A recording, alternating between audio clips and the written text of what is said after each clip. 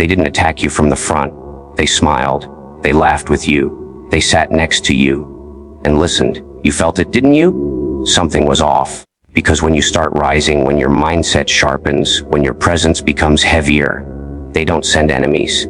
They send spies. Someone inside your inner circle was planted to watch you fall, to report your weaknesses, to wait for the moment you break. But here's the twist they never expected. That spy just became your biggest defender, not by force, not by manipulation, by your growth. Let me explain. They didn't put a spy near you by accident. This wasn't random, and it definitely wasn't personal in the way most people think. No one wastes energy watching someone who is going nowhere. People only monitor what has the potential to disrupt their comfort, their hierarchy, or their control. The moment your mindset shifted from survival to direction, from noise to silence, you crossed an invisible line. You stopped being predictable, and unpredictability makes weak systems nervous. When you were doubting yourself, nobody cared. When you were explaining your dreams, nobody listened. But the day you stopped talking and started moving differently, eyes appeared. Quiet eyes, calculating eyes. Not to cheer for you, but to measure you. To figure out if you were just another phase or a real threat in motion. That's when they sent someone close, not someone obvious, not an enemy. A familiar face. Someone who could sit next to you, hear your plans, observe your habits, and feel your energy without raising suspicion. Because power is never challenged from the front first. It's studied, broken down, analyzed. They needed to know how serious you were, how disciplined you were, and most importantly, whether pressure would fold you. This is how the world actually works. Corporations spy on competitors who are innovating. Governments watch individuals who influence minds. People monitor those whose growth exposes their own stagnation. You don't get watched for being loud. You get watched for being effective. Your discipline triggered curiosity.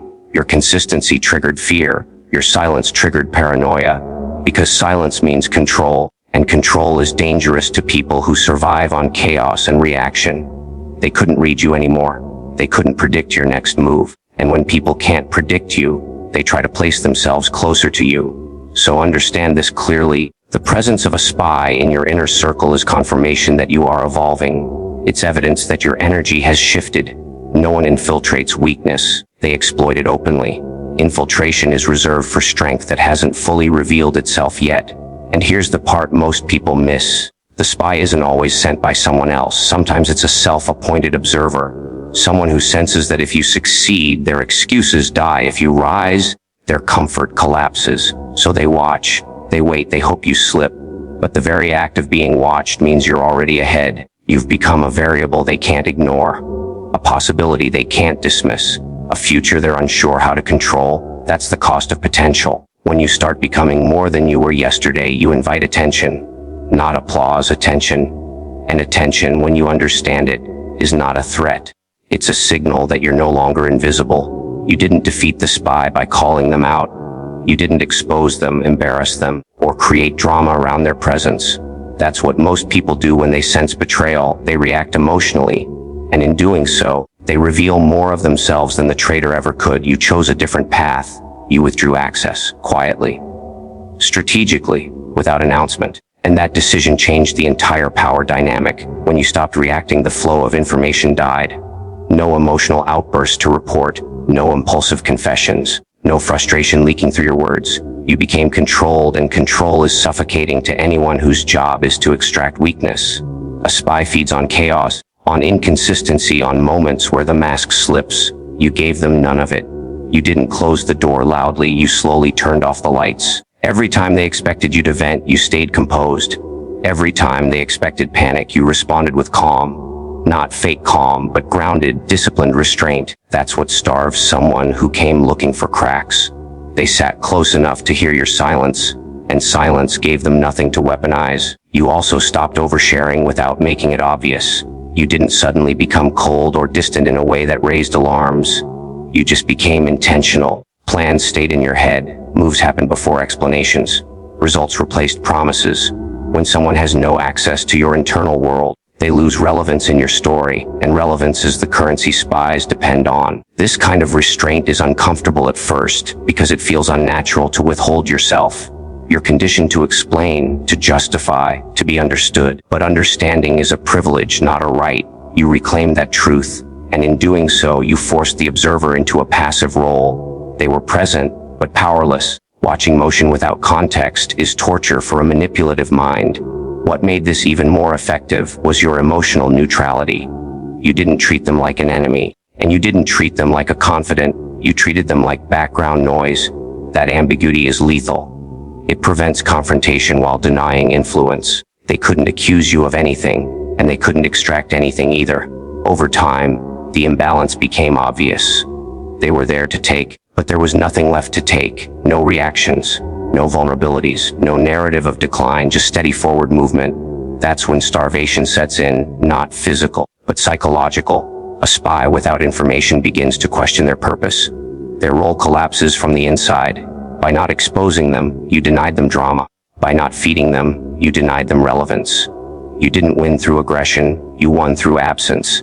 And absence, when applied with discipline, is one of the most dominant forms of control there is. What truly shattered their expectations wasn't a single breakthrough or a dramatic transformation. It was the repetition. Day after day, you showed up the same way, focused, grounded, unmoved. Consistency is unsettling because it removes hope from the equation. People can tolerate talent. They can dismiss motivation. But sustained discipline forces them to confront reality. The spy was conditioned to wait for inconsistency, for mood swings, for moments where the mask falls and the real chaos appears. That's how most people operate, strong for a week, inspired for a month, then back to old patterns. They were watching for that cycle. They were waiting to report the moment you slipped back into who you used to be. But you didn't. Your habits stayed intact even when no one was watching. Your tone didn't change when things got difficult. Your standards didn't drop when progress slowed. That's what broke the programming. Because when someone expects a collapse and sees structure instead, the mind struggles to reconcile the contradiction. Consistency rewires perception. At first, they thought you were pretending. Then they thought you were lucky. Then they thought you were being carried by circumstances. But as time passed and the behavior stayed the same, those explanations stopped working. What they were witnessing was not an act, it was identity. That realization is destabilizing. It forces an observer to ask questions they didn't plan to face. If you can maintain discipline under pressure, what excuse do they have for their own inconsistency? If you can stay calm without reassurance, what does that say about their dependency on validation? Your consistency didn't just prove your strength, it exposed their weakness. There's also something quietly intimidating about someone whose actions don't fluctuate with emotion. You didn't celebrate loudly. You didn't complain publicly. Wins and losses received the same controlled response. That emotional flatline is not emptiness, it's mastery. And mastery is contagious and threatening at the same time. The spy began to realize that nothing they reported would change your trajectory. There was no internal sabotage to amplify, no crisis to accelerate, no self-destructive pattern to exploit. You weren't surviving moment to moment, you were operating from a system. And systems don't break easily. That's when observation turns into respect, even if it's reluctant. Respect doesn't always look like admiration. Sometimes it shows up as silence, sometimes as hesitation, sometimes as restraint. The person watching you started watching themselves instead, measuring, comparing, questioning. Your consistency removed their leverage. It removed their usefulness. It also removed their certainty. And when certainty disappears, allegiance becomes unstable. They came to monitor decline and instead witnessed evolution in real time. Nothing converts skepticism faster than discipline that refuses to decay. No speech, no confrontation, just repeated proof that you are exactly who you appear to be, even when the pressure rises and the room stays quiet. At some point, observation turns into calculation. The person who once sat quietly, measuring your weaknesses, starts reassessing their position in relation to you. Human loyalty is rarely moral, it's strategic. People align themselves with what looks stable, rising, and inevitable. And without you ever demanding respect, respect began to form. You never tried to win them over. You didn't overperform for approval or soften yourself to appear likable. You stayed firm in your standards and neutral in your emotions. That restraint sent a message louder than any charisma ever could. You were not seeking allies. You were becoming something others would need to align with. That shift is powerful because it reverses the hierarchy. The one who was sent to evaluate now had to decide where they stood. Power has gravity. It pulls people toward it naturally. As your growth became undeniable, The risk of standing against you increased. Defending you became safer than opposing you. This is not betrayal of their original role, it's adaptation. Survival instinct wrapped in logic. People protect what they believe will still be standing tomorrow. They began to see how others responded to you. Subtle changes in tone when your name was mentioned, hesitation before questioning your decisions, quiet acknowledgement of your authority. Even without a title, influence follows competence, and influence creates invisible shields long before visible ones appear. The person who once listened for flaws now started correcting misinformation, not dramatically, not openly, but in small, controlled ways. A clarification here, a redirection there. They didn't praise you, they defended accuracy, and accuracy favored you. That's how allegiance shifts without announcement. What's important is that you never rewarded this change. You didn't acknowledge it. You didn't test it. You didn't lean on it. By remaining indifferent, you preserved your leverage. Dependence weakens authority. Indifference strengthens it. They weren't defending you because you needed it. They were doing it because it made sense. This is where most people fail. They rush to trust once they sense loyalty. You didn't. You allowed the protection to exist without validating it. That forced consistency on their end. If they were going to stand in front of you, it had to be genuine because there was no reward attached. Over time, the role reversed completely. Attacking you now meant attacking their own judgment. Discrediting you meant admitting they misread you from the start.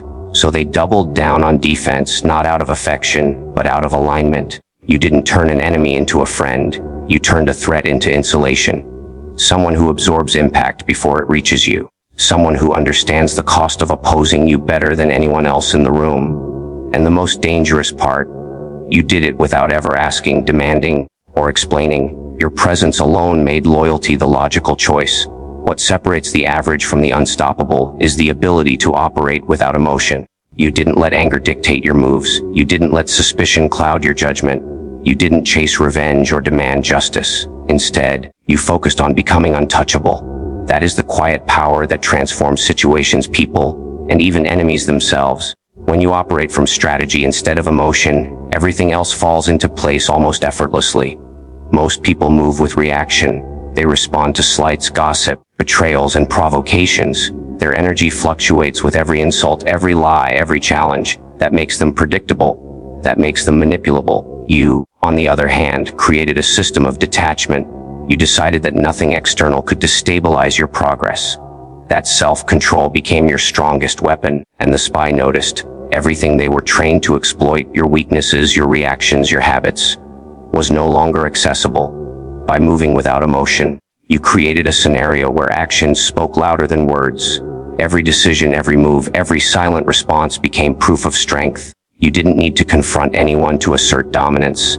You didn't need to explain yourself to justify your choices. That level of control reprograms observers because it rewrites the rules of engagement. People expect volatility. They expect humans to bend to fear, greed, or desire. When you refuse to bend, you disrupt the pattern they were counting on. The spy, initially positioned to exploit you, now witnessed something unexpected: stability under pressure, clarity under chaos, and unwavering progress despite the world's attempts to destabilize you. This consistent neutrality forced them to recalibrate their thinking. The very presence of a threat they could not manipulate became a mirror, reflecting their own limitations and forcing them to adapt. You didn't turn them through persuasion, you turned them through inevitability. When you refuse to operate emotionally, enemies start defending you. Not because they feel indebted, but because it becomes irrational to oppose someone whose trajectory is undeniable. They see the futility of interference. Your growth and control make opposition illogical. They realize that any attempt to harm you risks exposing themselves, their own weaknesses, and their lack of judgment. Suddenly, protecting you becomes the path of least resistance and, in many ways, the only intelligent option. This is the ultimate advantage of emotional detachment. You don't have to control people, manipulate loyalty, or stage interventions. Your presence, your discipline, and your untouchable mindset do it for you. The world moves around you, reactions, betrayals, and chaos unfold, and yet you remain a constant. You become a system, a force that aligns or neutralizes the surrounding environment without direct confrontation. Observers, even those planted to harm you, are absorbed into your orbit or sidelined, because your control over yourself exceeds their ability to influence you. By never letting emotion dictate your actions, you transform potential threats into passive supporters, potential chaos into calculated order, and potential failure into inevitable progression. Power doesn't shout. Power doesn't plead. Power simply exists, and everything around it adjusts. That is why moving without emotion isn't just a tactic, it's the ultimate weapon, capable of turning spies into shields and opposition into validation. So remember this: if someone inside your circle feels strange, if their energy shifts when you win, if they watch more than they speak, don't panic. Smile, stay sharp, keep growing. Because sometimes the greatest revenge isn't exposing the spy, it's becoming so powerful that even the spy chooses to protect you. And that's when you know you're no longer playing the game, you've become the system.